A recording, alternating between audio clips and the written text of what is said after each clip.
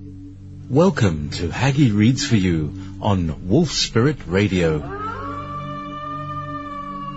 Colleen, Haggie, reads children's stories for the wee ones up to the teens.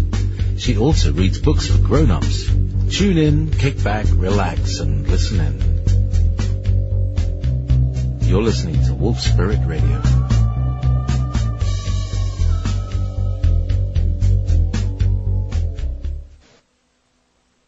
Hi, everybody. It's Colleen, and tonight I'm going to pick up where I left off last week with Barbara Threecrow's book, Return of the Sacred Feminine and Teachings of the Grandmothers. Prophecy of the Fifth Hoop of Peace. There are many prophecies that tell of the earth changes that will undoubtedly bring about a great shift.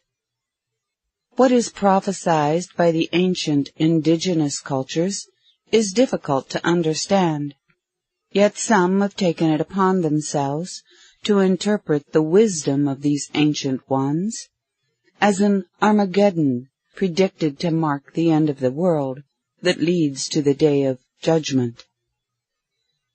The fifth hoop, or fifth world of peace, prophesies a time of great celebration and death of an old cycle that has been in place for hundreds of years, and an opportunity to transcend those lower vibrations of negativity and rebirth ourselves and pass through this level to gain enlightenment. The fifth world of peace is a return to the light of the way of light and beauty, and the wisdom that has remained hidden for centuries. It is necessary that as co-creators, and through the collective consciousness, that humans heal that which has held them captive, in order to transcend the fourth hoop, which is our present world, where humans have created life out of balance, and where chaos is now escalating, and enter into the fifth hoop of peace. There may be those who choose to leave the earth during the escalating earth changes for the purpose of returning in the future, or they may choose to remain. Nevertheless, they will be challenged according to their ability to gain spiritual enlightenment. If enlightenment is not realized, the disregard against the earth and her natural resources, and the despair experienced by those who have separated themselves from the sacred ways, will continue, and they will not enter the fifth world. It is the Great Spirit who decides and evaluates if we are ready to go home or not, according to the divine plan. The soul creates our reality during each incarnation according to its spiritual goal. It will become evident that many will have fulfilled their purpose here and leave, yet some will choose to stay and help mankind. To gain enlightenment and move through the coming challenges, it is necessary that we return to living as spiritually conscious humans. This entails our realizing that we are all related, every human and all other creatures. Everything created by the Great Spirit is essential. We have reincarnated many lifetimes to achieve living in peace and harmony. Yet there are some who have returned through many lifetimes without having advanced, whose time it may be to leave. Either way, it will be their soul's choice to bring the physical being they have chosen to embody into enlightenment. If we are unable to take responsibility and choose a pathway to higher consciousness, we will once again fail. Many will not find their way through the escalating earth changes and the pathway into the fifth hoop of peace. Instead, they may choose war and devastation. The Mayan calendar ends in 2012. Many speak of these being the end times. Spirit does not use the language of humans, who come from a place of fear, and who refer to the coming times as punishment from God. Instead, Spirit tells us that the soon-to-be great shift is an end to a natural cycle, where the Mother Earth will release a great sigh. During this time, we will be given an opportunity to, as co-creators, to create our world as a peaceful one. We should begin now to decide what it is that we wish to achieve for our future. The elders tell us that we will be met with challenges beyond our imagination, and they advise us to find our communities, our land and water, and prepare our gardens.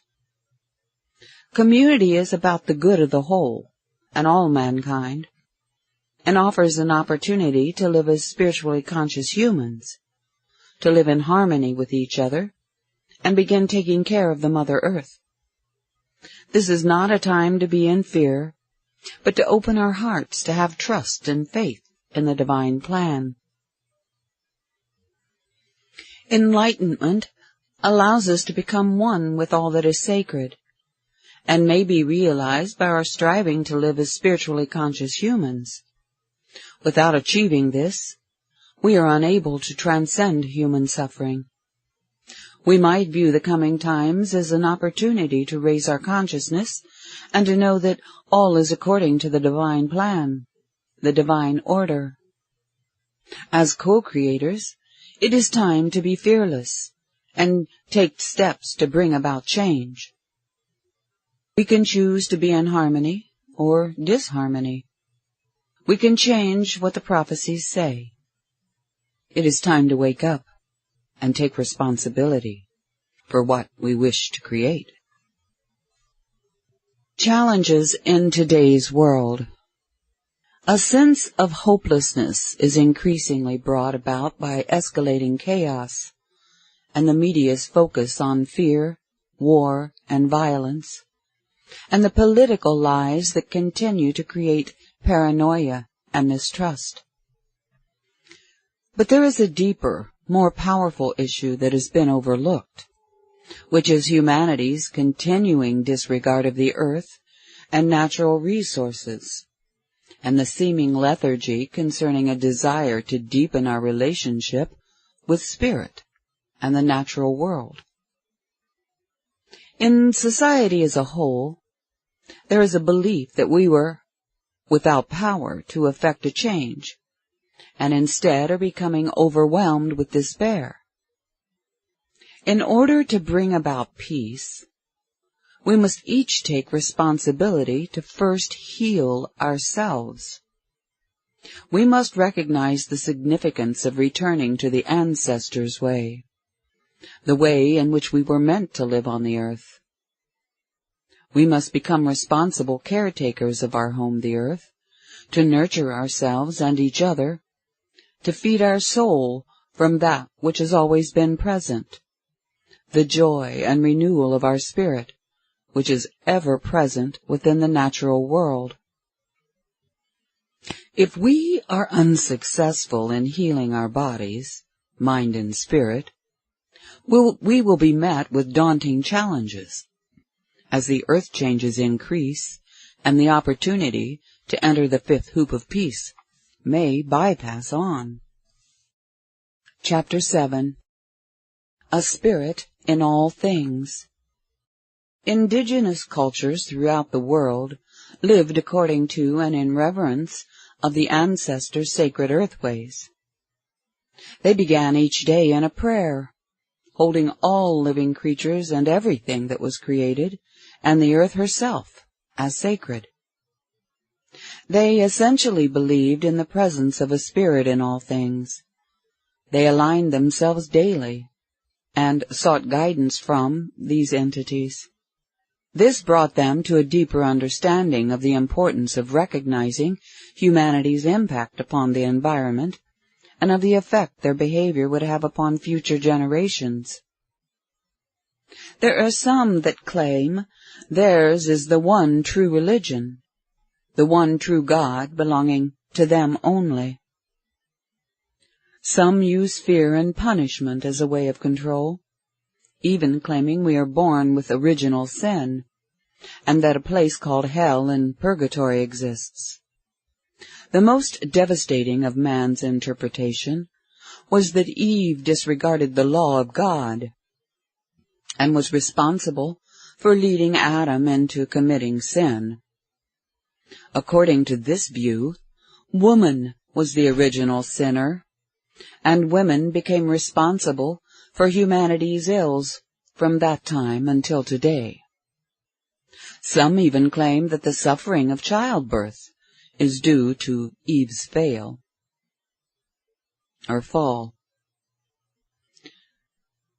The Christian Church viewed the sacred ways of the indigenous people as a threat and claimed them to be devil worshippers. In fact, a devil or even sin is not found in indigenous languages. The views of the Christian Church created fear and hatred toward those who believed differently, and was especially harsh towards those who practiced the original earthways. Throughout the world, indigenous people were referred to as savages, heathens, and devil worshippers, and have been forced to stop praying in the manner of their ancestors. They were severely punished, often massacred if they did not follow the new religion. Even their most sacred relics were destroyed. Fear-based religions' belief in manifest destiny, that man is superior and dominant over all creatures and the Mother Earth, unlike indigenous cultures who realize the importance of preservation. Disregard and greed concerning our natural resources continues today to grow to damaging proportions. This will undoubtedly create dire consequences for the children of the future. The breakup and shattering. Nothing ever stays the same, and the breakup of structure is inevitable and is part of the natural law of the universe. At present, we are experiencing the shattering as dramatically affecting each of society's rigid institutions, such as political and religious organizations. None will avoid the effects that the breakup and shattering will bring, for each system has been set in place through patriarchal rule, which has shown a disregard for the sacred feminine. As the shattering and breakup and shift continue, our living planet and all of humanity will undoubtedly be affected. Within each of us, a duality exists. Humans are one with everything, not separate, but affecting and being affected by everything in turn. Following this natural law, we can better understand how everything within our universe is linked, and that due to the breakup and the shattering, each of us will experience greater challenges, confusion and fear as the earth changes escalate. There's a growing need for our conscious intention and prayer to activate harmony and to realize world peace. To achieve this, we each must take responsibility. Women are answering the call to the sacred circles and beginning to gather their medicines.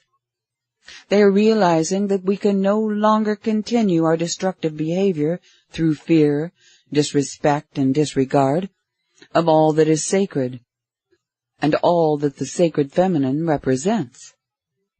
Together, women are praying for change and healing and a return to the grandmother's ways. When one implores God, Goddess, and the Great Spirit for help, healing and change to occur, it is inevitable then that a dramatic shift will come about. Not only does our request impact the earth and the universe as a whole, but it'll also dramatically expose each of us to the breakup and shattering. Sacred law dictates that when humans develop awareness and begin, through an increase in prayer, to earnestly seek change, that a powerful response is naturally activated. This brings about all that's necessary for healing. We will find ourselves being drawn to enter into the fire, to leap off the cliff, and let go of the shore. There are metaphors that describe a time of great healing, when we have trust and faith as we surrender and allow ourselves to go with the flow of the river and enter the unknown and the fiery death that reduces us to ashes in order to be renewed, reborn, and to heal that which has held us captive. Personal shattering. Aside from the dramatic increase in earth changes, many are experiencing their own personal shattering. When we pray and ask for healing and for our world to change, these prayers create powerful vibrations which naturally activate a transition, that which is shattering and break up what we have known. This is a good thing. In order to realize peace and bring about balance, change needs to occur. For those who are caught in fear and doubt, unable to let go and go with the natural flow, the transition may be even more difficult. Also, those who are light workers and working toward becoming the still point by aligning themselves with higher vibrations will find their level of personal shattering as a greater challenge that will also accelerate. Are we in a dream state? Are we sleepwalking? More so than ever, we are being swayed by a powerful resistance that is working hard to keep us from awakening and fulfilling what Spirit is asking of us. We might realize how doubt and lack of faith is becoming a stronger force. To face these is difficult,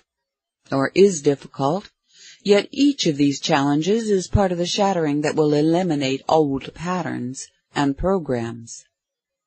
Holding strong the course that has been set before us and our movement toward the return of the sacred feminine and ancient teachings of the grandmother is our calling.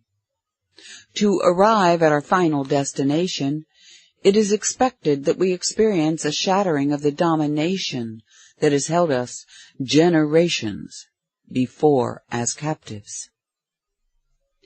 There are those who may not make the transition into the fifth hoop of peace. They may choose instead to leave through many avenues such as illness, suicide, accidents, or remain caught by the dark force. Every soul possessed knowledge regarding their times of challenge and change long before our incarnation into this life. For those who have returned to embrace a spiritual life and who have aligned themselves with the Divine One, the earth changes and transition into the fifth hoop will be a different experience. And although they may still meet challenges, they will be empowered with inner peace. We are each part of the divine plan, the great mystery and sacred web of life. We each have a powerful effect upon the web, either in a positive or a negative way, according to that which we choose to align ourselves with. To withstand increasing chaos, we must become the still point. We must become one with the highest divine vibration, that which brings unconditional love, gratitude, compassion, trust, and faith. When accessing ourselves as the still point, we create balance and inner peace, not only within our own lives, but as a source of loving light. This in turn affects the sacred web. This prepares us to withstand the breakup and the shattering. It is important that we not allow ourselves to be caught in the persistent negative force whose attempt it is to keep us in fear. Most of all, do not associate with others who are caught in fear and doubt. Instead, stand strong in goodness, forgiveness, love, and compassion, and hold strong your own light. Unconditional love, compassion, and forgiveness have a powerful, positive effect upon each of us and the world. The battle of light versus dark is now. We must not let fear overcome us, but realize that all is as it is meant to be. We return again and again upon the sacred hoop through the mystery of circular, energetic flow to get it right, to learn how to live in peace and harmony with each of our relatives, each nation of humans, black, red, yellow, and white, those who align themselves with the ancient earthways and who are light workers, earth keepers, healers, and dreamers, will also be challenged and experience the shattering, overcome with fear, confusion, longing, and a sense of grief. When meeting challenges and resistance, we should not be so complacent as to think that we can do nothing. We must realize that we are at a crucial juncture. We need to become stronger in faith, gather courage, and fulfill our original agreement. There are those who are aligned with the dark forces that are vying for control, who function outside the spiritual realm and the sacred hoop, that are oriented toward war, greed, consumerism, and a separation. Those who are aligned with negativity may become the greatest challenge for lightworkers, and for those who are working to bring about a return of the sacred feminine. When someone is out of balance and disregards the Mother Earth, her natural resources and the creatures of the earth, they are often unaware of their being ruled by a dark force. Therefore, their behavior will continue to increase the vibration of negativity throughout the world. We have our work cut out for us, but know that you are not alone, and understand the power given you, the power to choose, the power that love holds, the power of prayer, and the power of the Divine One. Now, more than ever, prayer for those who are caught in darkness and those who harm others is needed.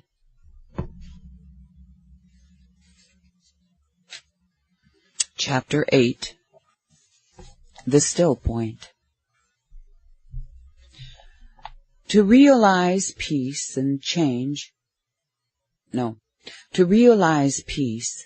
change must take place. The natural law of the universe dictates that the shattering or breakup of what already exists and what humanity suffers from must occur. Learning to become a still point will assist us in withstanding escalating chaos and transcendence into the fifth hoop of peace. When we hold ourselves in the center of the sacred circle as a still point, aligned with the Divine One, we vibrate love and compassion, and balance and harmony is restored. If we seek peace and healing, we must realize that this will only occur with the shattering of all we have known. With change comes challenge. With challenge comes fear. With fear comes the challenge of our faith and trust in the divine, greater plan. Inevitably, when a light shines, it draws all manner of things. Our inner light acts as a beacon, and we become a target. Your soul instinctively knows this and has prepared itself to experience the coming challenges in order to realize healing and peace at this time on earth. By practicing spiritual consciousness, you prepare yourself to become a still point. Practice compassion and forgiveness. Be steadfast against negativity, and bring joy and wonder back into your life. Cultivate wonder, joy, creativity, trust and faith, freedom and unconditional love, playfulness, and living life without fear. Each of these is a powerful, energetic vibration, and the original essence of innocence, and that which is in an alignment with the divine self and creates harmony and balance. Fear is a powerful negative energy, and will call more of the same. We will each experience the escalating earth changes on diverse levels, varying and unique in accordance with our soul's purpose and the divine plan for each of us. Challenges will present themselves in order to either propel us into spiritual awakening or repel us away from enlightenment. We can learn to hold ourselves against negative challenges by not allowing ourselves to be caught up in a victim state of mind. A good practice is to learn to not be affected by the choices and behaviors of others. Realize that if someone says something bad about you, that they are in fact lifting you up higher than themselves. Obviously, their jealousy and self-doubt has overtaken them, and by their attacking you, they are attempting to feel better about themselves. Pray for those who aspire to hurt you. Have compassion and forgiveness for your enemies, and for those who are caught in negativity. Take responsibility for all that you experience, and don't blame others.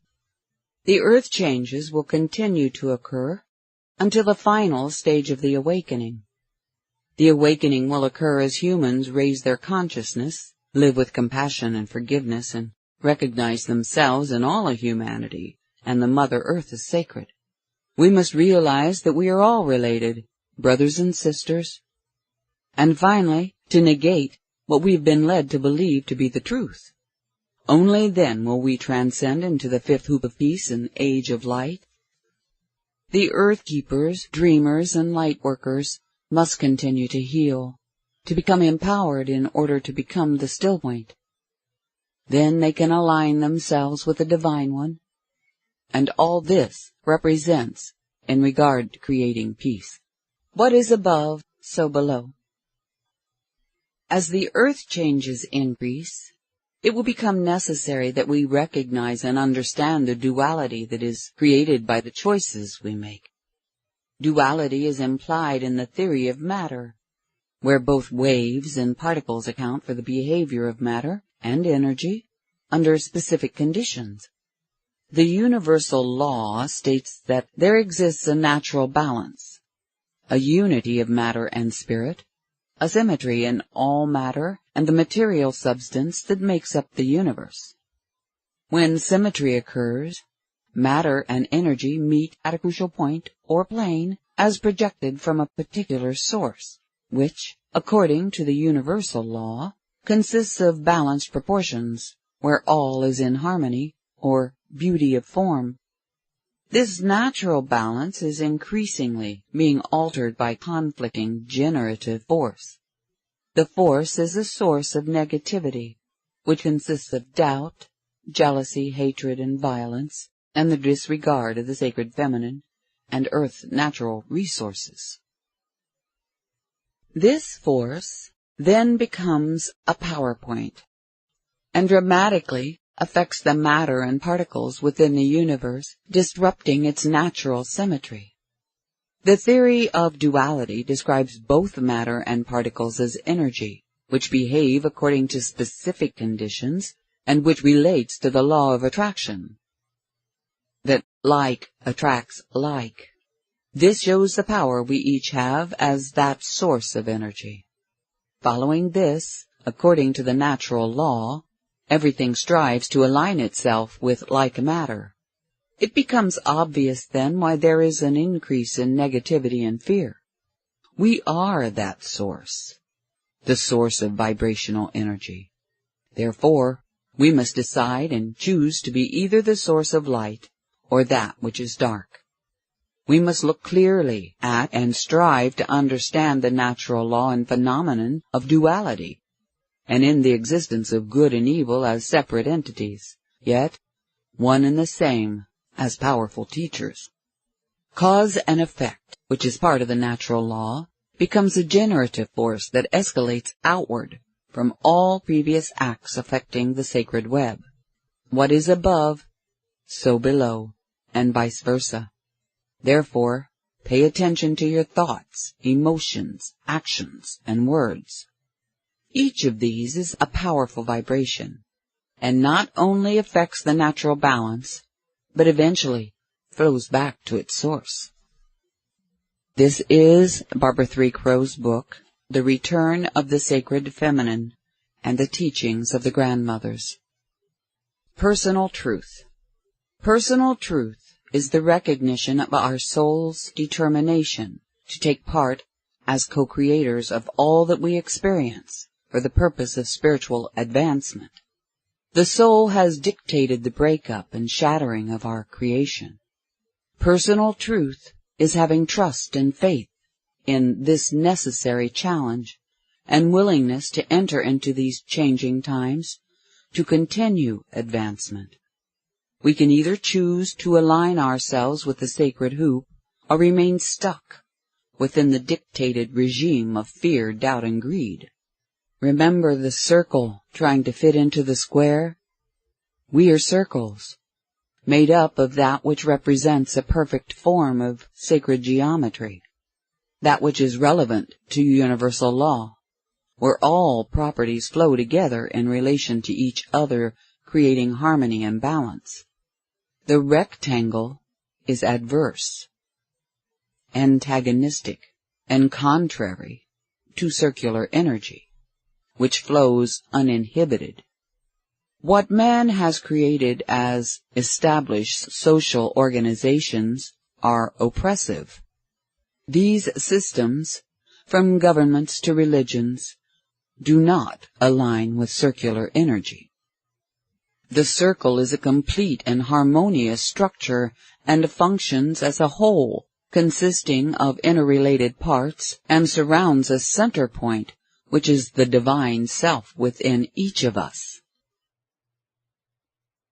It is impossible to force a circle to fit into society's rigid structure, where antediluvian beliefs are disharmonious with the sacred hoop. Those of us who are called to the sacred circle represent a group of people who are transitive and sharing a common interest, and who follow a path that ends where it began, a repeating cycle of birth, death, and rebirth. Returning again and again, we come full circle for the purpose of spiritual enlightenment. For too long we have attempted to fit ourselves within the dictated regime, and now realize that we must honor our personal truth, that we are circles, and naturally align with the sacred hoop. With full force, we are moving rapidly into our future.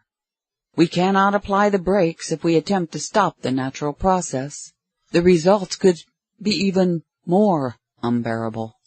We each have great power to create our own reality, and we unconsciously create this on a daily basis, depending on our beliefs and our focus. We can use the gift of choice and the power given us by choosing to be conscious co-creators. We can create our world in accordance with all that the sacred hoop represents by focusing our thoughts, words, and actions upon love, healing, forgiveness, peace, and harmony. All of life is linked together throughout the sacred web. No matter our choices, each of these will affect all else. The plant kingdom, the waters, all animals, as well as the Mother Earth and all of humanity. Chapter 9. The Soul. The soul has fixed and persistent intent and purpose, and manifests spirit within every living being. Each spirit is a unique and vital principle, or animating force, which upon birth becomes the embodiment of every human's distinct essence, as a unique and concrete form of will, conscious choice, unique character, and ethical and moral characteristics. The everlasting soul determines when and where to reincarnate, manifesting within each newborn all that makes up its original and distinct spirit as new desires, goals, and the determination for self-unfoldment. The soul determines particular life lessons and the challenges it seeks to experience in each concurrent life. It is crucial that we discover the soul's original promise and its desire, and to recognize ourselves as sacred, and strive to develop ethical and moral characteristics that are determined by the soul. What happens to the spirit upon death? At the time of physical death, the unique essence of our spirit will cease to exist. The soul is an ancient entity whose essential nature is divine and sustains universal wisdom and truth. We might view the soul as an element of the Creator, the omnipresent Divine One. Upon the death of that which the soul has embodied, it is released to continue its quest, realizing the definitive course that the soul as particle is subjected to according to the Creator's divine plan, and reveals a deeper understanding of the crucial part we each play. With each incarnation, we are given the opportunity to awaken and realize the power that we each hold as co-creators. When and if this occurs, we reach enlightenment, which is fulfilling Creator's divine plan and each soul's purpose. As the earth changes and personal challenges are escalating, the elders advise us that now is the time for the awakening of all humans, as we are being guided toward the age of light. Past life memories.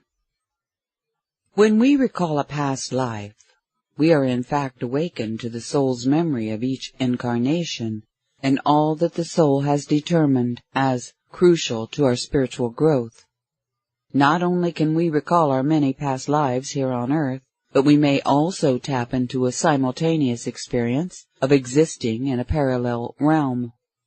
This describes humanity's ability to transcend the earth plane and the physical self as we know it, and to be keenly aware of ourselves as able to function concurrently, either in a future or past life. This might be described as a shamanic journey, where one enters through the veil into a parallel world. The earthbound experience consists of having ego, which in part implies having fear, jealousy, arrogance, hatred, mistrust, doubt, and revenge. Our return to earth is for the purpose of experiencing each of these challenges, where we have the opportunity to either stay stuck within these negative earthbound energies, or determined instead to become enlightened and to create a balance within ourselves and the sacred web. We cannot dispel the ego. It is part of humanness, and hopefully we can learn to recognize all that is attached to our ego so as not to be ruled by these things. Each of life's challenges is meant to help us accelerate our human earthbound experience into higher consciousness. We can determine our progress by searching through our past life memories. The cellular memory links many of the Atlantean and Lemurian cultures, the goddess cultures, and perhaps the time we may have lived within an indigenous culture, whose beliefs were aligned with the grandmother's ancient earth practices. We seek to manifest our soul's knowledge and fulfill the soul's intention. Why would the soul seek this? The goal of the soul is to awaken each of us during this incarnation in order to fulfill the prophecy and transcend into the 1,000 years of peace. There are those who are called to this task that may experience resistance, even overwhelming dread. For some, this might indicate a past life where they had been persecuted for their beliefs, which in this present incarnation becomes an internal battle, where one feels a great pull and deep longing. Yet, is unable to clearly understand what's being asked of them. They might, for instance, find themselves drawn to or desiring to explore alternative teachings, such as those that align with an indigenous culture or goddess culture. They might be called to a circle of women, yet upon arriving they experience an overwhelming fear, and they leave, unable to return. This might indicate a need to explore the possibility of a past life, where they may have suffered persecution. We can and must be empowered to move beyond these challenges that continue to prevent us from fulfilling the prophecy. We can change events that occurred in a past life by using shamanic methods that allow us to return and take steps to empower ourselves, and to change the negative experience to a positive one. During past lives, we each have taken roles as those who have persecuted others, and were ourselves the victims of persecution. It is crucial to our fulfilling our original promise, in this present life, that we break ties to past lives and heal each situation through forgiving those who may have harmed us, and forgive the harm that we ourselves caused others. Both men and women today are subject to past life memories, where they have taken a role as either male or female, choosing a different gender in consecutive lives. Therefore, no particular gender is to blame, for the soul has determined each of these past lives as essential to our growth. Discovering a past life. After many years, Gail finally found the courage to leave an unhappy marriage. Her situation remained painful due to her having left her young son behind, and she was now suffering from guilt and deep sadness. Although Gail and her husband had agreed that this would be temporary, and that as soon as she was able their son would come to live with her, when the time came, Gail's son decided that he wanted to stay with his father.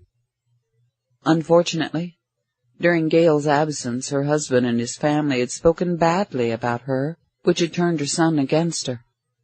He then sided with his father and refused to spend any time with his mother at all. For many years, Gail did not see her son, and she went through a difficult depression. When she came to see me, she was racked with guilt. And during our counseling session, I used a regression technique where it became clear that she and her son had experienced many past lives together. A past life that became evident and showed Gail as a young woman living in a European city in the 15th century. To support herself as an artist, she sold her paintings in the village markets. She'd been chosen to marry a much older yet wealthy man and had given birth to a child. Soon after the birth of her child, her husband died, and she became destitute when his family claimed his property. She then saw herself on the street with no way to take care of her child and soon gave him up to an orphanage. She never saw her child again, and she herself died in old age as a pauper. I directed her to go deeper and continue forward until she arrived at the next lifetime, where she saw herself as an older woman living in the 18th century in the English countryside with her sister. They had remained dedicated to each other, and neither one had married, yet they happily farmed their land and enjoyed a peaceful life. At this point in the session, it became clear that the sister who Gail happily shared this life with had in fact been the child that she had been forced to abandon in the 15th century. Understanding how past lives weave a web of interrelation and how we meet each other over and over can help us to heal our grief, guilt, and anger. The universal law, the sacred web. The universal law maintains the characteristic standard of all of nature. The sacred web can be understood within the rule of what is above, so below, and the theory of yin and yang, darkness and light, life and death, and rebirth. None of these characteristics conform to a linear rule, but show us in fact how, according to the universal law, Everything is in relation to and forever linked as one, each aspect balanced and harmonious, each reflecting its unique energy and dramatically affecting all else. Sacred geometry, in its simplest form, is a circle, or, to use the common language of native peoples, the sacred hoop, in which the earth, the universe, and the cycle of life is represented. The evolution of this sacred form expands harmoniously into multiple geometries as the sacred web, where everything is arranged with purpose, each facet of sacred geometry being affected according to divine law. Humans are part of the sacred web. We are not separate or outside of the universal law of nature. We are powerful in that we create our own reality and undoubtedly affect the balance of the web. We must realize the impact, then, as disregard for humanity and the Earth's natural resources escalates, and understand how this creates our reality as disharmonious and out of balance. Humanity's egotistical behavior is the soul's greatest challenge. This has created fear, doubt, and greed, and generations of imbalance. Each of these creates a sickness of the mind, the body, and spirit, and severely impacts the balance of the sacred web.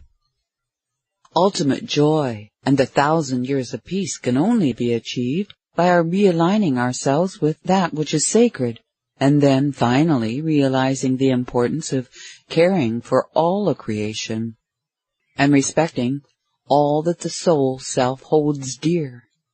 If and when this is achieved, a powerful healing vibration will begin to broadcast throughout the web from ourselves as a still point.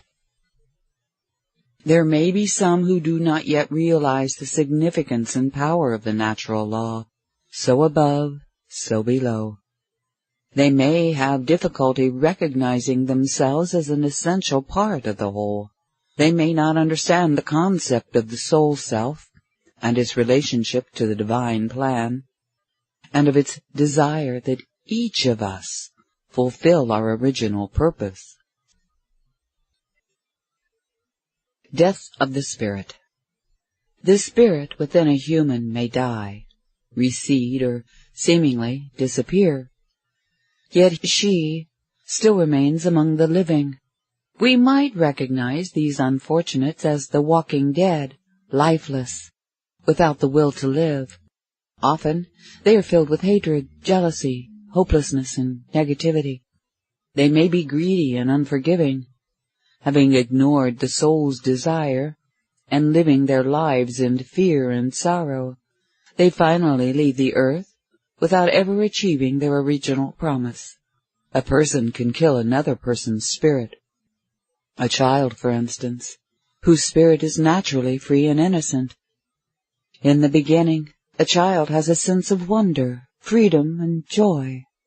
Since his initial awareness is nearer to its true essence and divine soul self, although not yet having the soul-bound experience of fear, hatred, or prejudice, nor the concept of doubt. A wounded parent or caregiver of a child is capable of crushing a child's spirit by their own dysfunctional and abusive behavior, their own spirit having been crushed in childhood.